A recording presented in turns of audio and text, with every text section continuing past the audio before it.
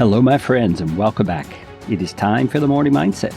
Kerry Green here. I hope you're enjoying this journey we're taking through the Gospel of John. We're jumping in today in John chapter 4, right into the middle of an encounter that Jesus had with a Samaritan woman who had come out to get water from the well where Jesus was sitting. He and his disciples are traveling through the land, and Jesus engages with her in a conversation. Now, he's already given her this indication that she can receive from him what he calls living water. He's trying to point out to her that beyond every physical and tangible need in this earth, we have deeper spiritual needs. And it's his desire to satisfy that need for her. But she's not quite getting it. So we're going to continue the conversation today and find out how he gets through to her. Now, before we get there, I want to encourage you, if you are on a journey of moving toward God, you're seeking out an understanding of who Jesus is and the faith that it requires to please God, I would encourage you to check out my resource called Moving Toward God. It is a 19-lesson workbook that you can find on Amazon. You can also find a link for it in the description for this episode. All right, let's read in John chapter 4, verses 16 through 26. Jesus said to her, "Go, call your husband and come here." The woman answered him, "I have no husband." Jesus said to her, "You're right in saying, 'I have no husband,' for you've had 5 husbands, and the one you now have is not your husband. What you said is true." The woman said to him, "Sir, I perceive that you are a prophet. Our fathers worshipped on this mountain, but you say that in Jerusalem is the place where people ought to worship."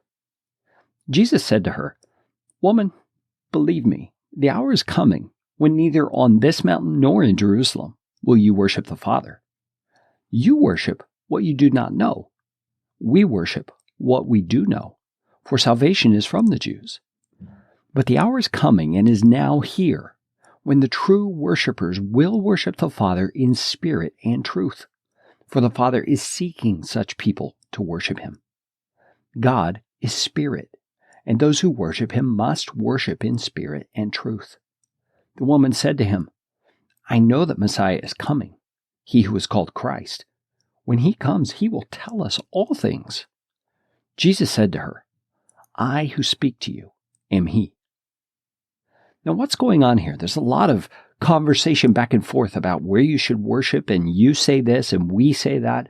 What is that all about?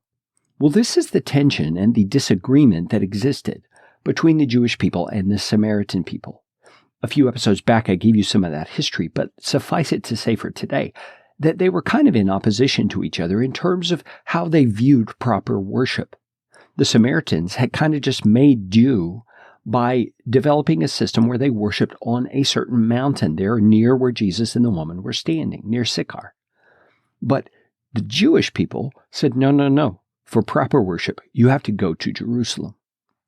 Now, I want you to notice when Jesus starts getting to the deeper issues of life with this woman, she defaults to a religious perspective.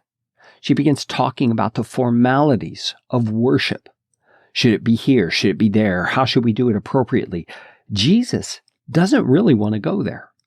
Instead, he points her to the reality that something new has begun with his arrival on planet Earth. Now a time is here, he's telling her, where you're not going to worship on this mountain or in Jerusalem. That's not the issue. You're going to worship God wherever you are, but you're going to do so in spirit and in truth. Now, what does that mean? Well, it means worshiping God in our day, because Jesus has come, is not about religion. You see, religion is man's attempt to reach God. But worship comes from the hearts of people who recognize God has made the attempt through Jesus Christ to reach out to us. He has come. He is revealing to us through this conversation with this dear woman that true worshipers turn to the Father in faith through Jesus Christ. We worship the Father in spirit and truth because he is a spirit, and he desires that kind of worship. Worshipers who come to him knowing they cannot attain anything on their own. They need his help because he has come in the form of his Son to meet our every spiritual need. Jesus, teach us how to be worshipers who worship in spirit and truth. Help us to jettison the religious trappings and baggage that holds us back and keeps us blinded to the reality of relationship with you. It's not about religious ritual and formality. It's about relationship with you. So help us, like you helped this woman at the well, to understand what you're talking about and to engage with you, the person who is our Messiah and our Savior, that every day we can walk in true fellowship with you and worship you in spirit and in truth.